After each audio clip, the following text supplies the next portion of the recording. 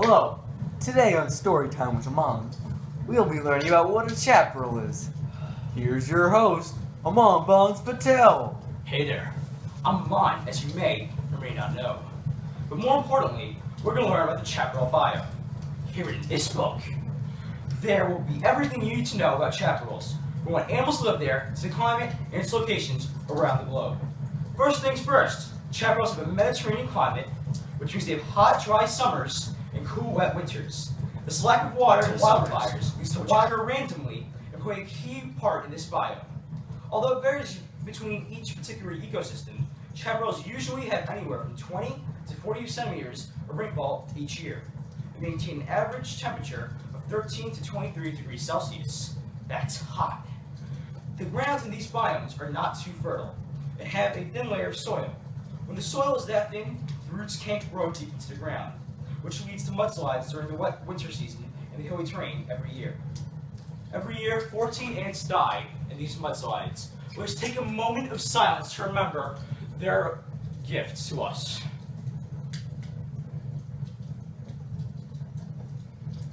Thank you for your prayers.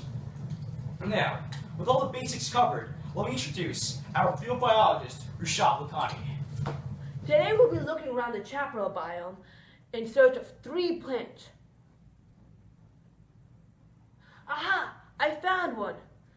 This plant is called Adenomastoma fasciculatum, also known as chamise. This plant is an evergreen shrub that can grow up to reach 4 meters tall.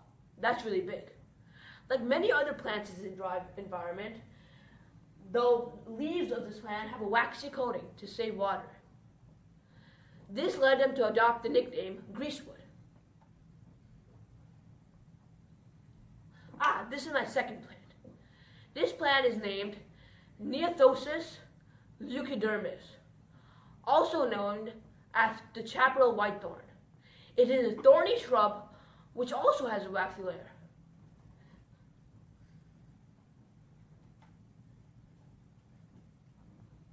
Now over here is the third plant. It's called Neoridum domosum, commonly known to people as the bushry. It can grow up to be about 1 meter tall and wide. That's pretty fat. It can be identified by the wide flowers that are grouped into bunches of 1 to 3. It also holds citrus berries that are just over ½ centimeter long. As you can see behind me, the species diversity is low relative to other biomes. Although its species diversity is pretty high compared to that of deserts, it is low compared to rainforests and savannas and deciduous forests. Hey look, some of the indigenous people of the chaparral are coming to meet us. Wait, why did they bring this sword? Maybe they're here to teach us about their weaponry. Oh wait, no! We may have had an incident. Whatever, I never really liked Rushab anyway. Well, just like him, the black-tailed jackrabbit is small and annoying. It is also known as L.E.A.P.E.S californicus by our Latin friends, and its long ears can be used for identification. Here's an example.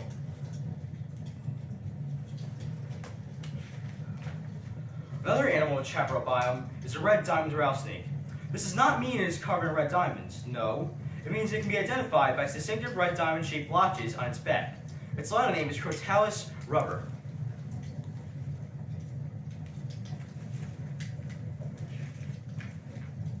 Lastly, our final animal we will talk about today is the kangaroo rat. These aren't kangaroos, they're actually, in fact, rats. The California kangaroo rat lives in California. Its Latin name is Biome californicus, and they can be identified by their small forefeet, exceptionally large hind feet, and are really ugly, just like Michael.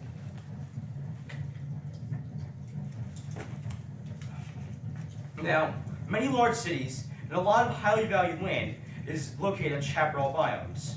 Los Angeles and Santiago in Southern California, Madrid, Barcelona, Rome, Athens, and much of Israel in the Mediterranean, Cape Town in South Africa, and Perth and Adelaide in Australia. The increase in population over these past several hundred years in many of these areas have led to push to decrease the amount of natural occurring wildfires.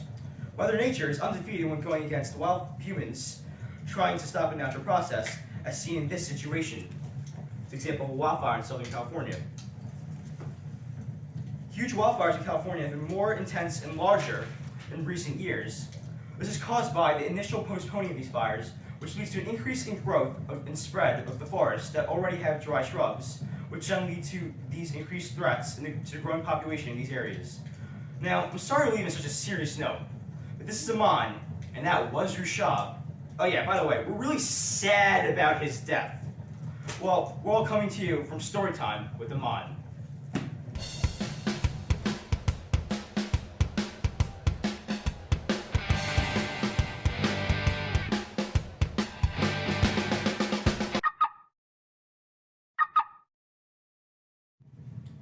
Hi guys, well, welcome back to Storytime with Aman. Today, we are here to remember Rushab and all he did for us.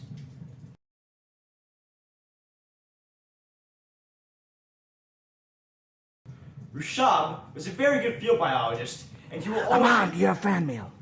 What? Fan mail? Guys, it's our first fan! Gib Grape from New York. Alright. Hey guys, I want to tell you that you're all amazing, and I love the show. That's so sweet. It teaches me so much, and I've been watching you guys for months now. Months? We had one show 1 week ago. Should we be worried? Who is it? Gib Grape. Call the police! Call the police! Okay, go.